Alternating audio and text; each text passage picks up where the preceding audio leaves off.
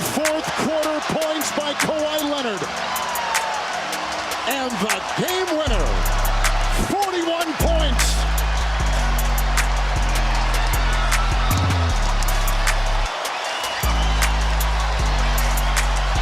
Last few years, and how about the validation for Toronto? Kawhi Leonard was epic here tonight.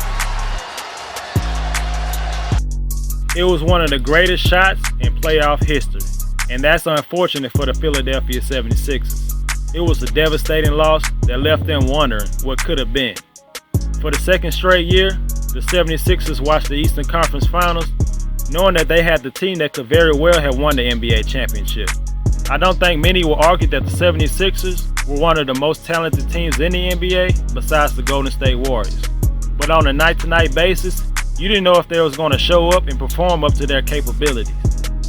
Joel Embiid showed up and showed out last season. His stats impacted the game at a very high level. He was just the third player in NBA history to score 3,800 points, grab 1,800 rebounds, and block 300 shots in 160 games or less. The other two are Shaquille O'Neal and David Robinson. That loss should motivate Embiid to come back better than ever. Working on his conditioning and sticking with a healthy diet could go a long way. He's already stated that he's going to dedicate this past offseason to getting better and healthier. Let's see what he has in store for the rest of the league this upcoming season. The Sixers went all in last season. They traded for Jimmy Butler and Tobias Harris, but because of injuries, they never really had enough time to gel together. It makes sense that this team was inconsistent at times, because the starting five only played a handful of games together in the regular season. Jimmy Butler and J.J. Redick decided not to re-sign with the 76ers and moved on to a new team. Butler was the team's go-to guy at the end of games, and even though he had somewhat of a diminished role, everyone knew who to give it to at the end of games. J.J. Redick's dead-eye shooting will be missed, but the 76ers were able to re-sign Tobias Harris to a 5-year, $180 million contract. He played all 82 games for the second time in his career. Harris will have to take on more of the scoring load with Jimmy Butler no longer on the team. He's not the defender that Butler is, but he has the offensive skill set and size to get off any shot he wants. Going into his first full year with the 76ers, he should be more comfortable with his teammates, which will lead to a better year than last season. Tobias is one of the most versatile and durable guys on the team. He can get you buckets, he can rebound, play make, and he takes care of the ball. While the Sixers lost 2 key players in the starting lineup, they also added 2 more key players. Nobody expected Al Horford to leave Boston, and signing with the 76ers was even more unlikely. But that's exactly what happened, as the 5-time All-Star big man signed a 4-year, $109 million contract. One of the only big men in the league that can check Joel Embiid one-on-one is now his teammate. Horford finally gets to play the 4 position. He brings professionalism, toughness, and production. He can impact the game without the ball in his hands. His awareness on the court is second to none. The 76ers struggled defending when Embiid wasn't on the court. Horford would definitely solve that problem, as he can spend time at the 4 position when Embiid is on the court, and he can play the 5 when he's not.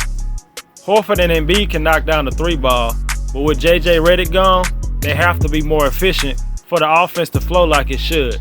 When the 76ers signed and traded Jimmy Butler, they received guard Josh Richardson in return, who is a hell of a role player. Richardson is a versatile player who had career-high averages in points, rebounds, and assists last season. The weakest link on defense was always J.J. Redick. That changes a whole lot with the acquisition of Richardson. He is a very good in-between scorer with his mid-range jumpers and floaters in the lane.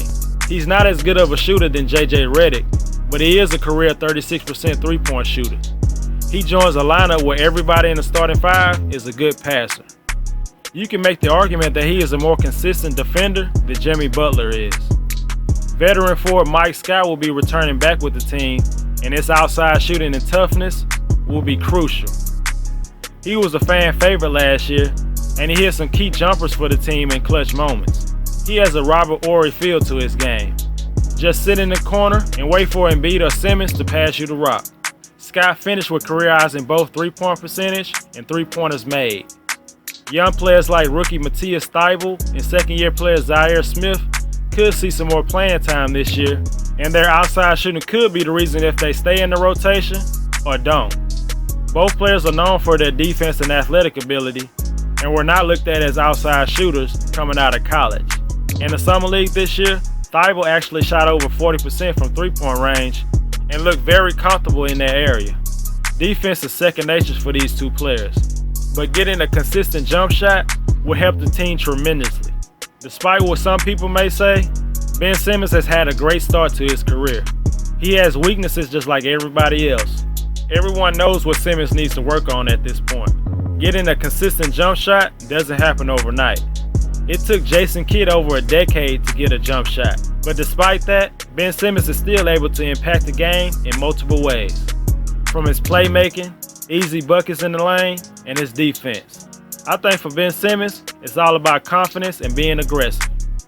Just taking the open mid-range jumper is the best basketball play at times. Having the confidence that it will go in every time needs to be his mindset. Tobias Harris has been working out with Ben over the summer, and he has witnessed an improved jump shot from Ben Simmons. Making jump shots in the pickup game is one thing. Doing it in the regular season or playoffs is a whole different story. I believe we will see Ben Simmons take more jump shots this upcoming season than he has in his first 3 years of his career. This team has the personnel to be one of the best defensive teams in the league. The main question for the Sixers is, can they get enough outside shooting? Richardson knocked down 43% of his wide open threes last season. Harris and Horford are solid, Embiid can get hot, and Mike Scott is automatic from downtown. On paper, they should be a solid three-point shooting team. With the acquisition of Al Horford and Tobias Harris having a full training camp to get more comfortable with his teammates, I believe the chemistry with this team will be much improved. Add to the fact that everyone in the starting five is an above-average passer, I believe there will be a lot of open shots, which will lead to good shooting percentages, and with their defense, it will make them a true contender. I have the 76ers winning 56 games and being the number 1 seed in the East. Tobias Harris will improve his scoring and three-point percentage. Al Horford and Richardson will help make the 76ers one of the best defensive teams in the league. And Ben Simmons will finally start taking jump shots, which will improve the offensive flow.